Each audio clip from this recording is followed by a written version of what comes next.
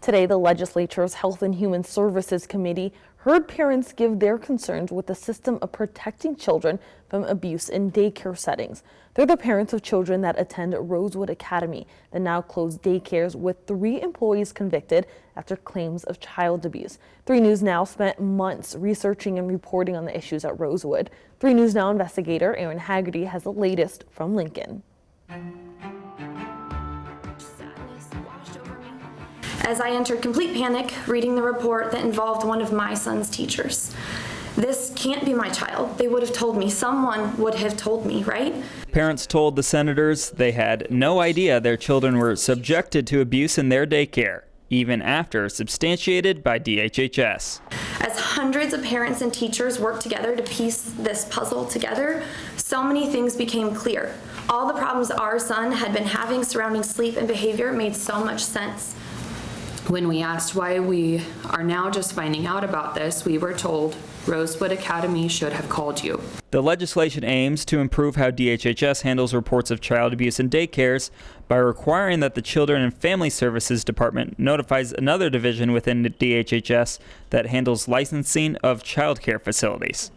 It was introduced by Jen Day of Sarpy County. For those who may conclude that LB 854 does not do enough, I agree with you. Day also introduced a resolution calling for a study into the system. I don't bring these details up to sensationalize, but to highlight that our state received incident reports, hotline calls, and concern calls from parents months apart, and abuse continued to happen. Also there, a representative of an early childhood interest group, First 5 Nebraska. The good news is that LB 854, what LB 854 proposes already exists in DHHS work procedures.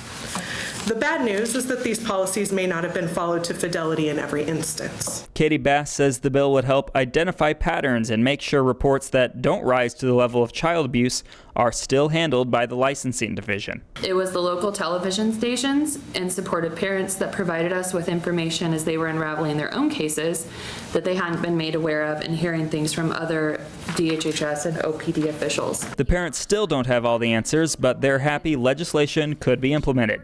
Aaron Haggerty, 3 News Now.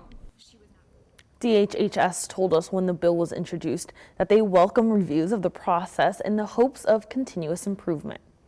And in an update, Nebraska is now the 17th state to call for a convention of states to consider making changes to the U.S. Constitution, putting supporters halfway to their goal of getting the 34 states needed to trigger a convention. Nebraska lawmakers gave the measure final approval with a 32-10 vote, just 3 days after Wisconsin passed a similar proposal. The measure's sponsor, State Senator Steve Halloran, says he pushed for it out of concern for the growing national debt under presidents from both parties. Nebraska's call seeks to impose fiscal restraints on the federal government, limit the federal government's power and jurisdiction, and impose term limits on Congress. Now, your Weather Alert First Forecast.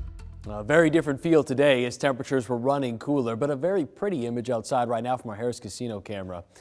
Really nice color there in the background, almost kind of silhouetting downtown. The temperatures right now are running in the 20s. We've dropped back below the freezing mark, much cooler than where we were yesterday. Winds out of the southeast at 8 miles per hour. Try to warm us up here a little bit, but it's going to be another chilly night in store as we drop back into the teens. The wind chill already there at 19 degrees.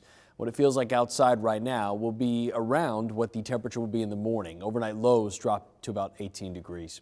Here's a look at satellite and radar.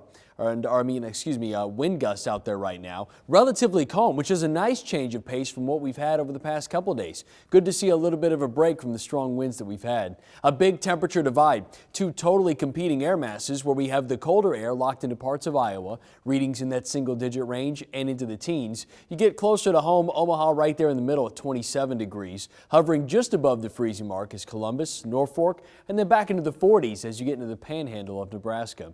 Temperatures tonight will continue to drop under mainly clear skies. A look at satellite and radar shows a little bit of cloud cover just to the north, but otherwise very quiet tonight. I expect a lot of starshine into the overnight hours, and that'll set us up for sun on Saturday. If you have weekend plans, it gets a lot warmer. Look at the temperature arc over the next 24 hours, dipping into the teens tonight.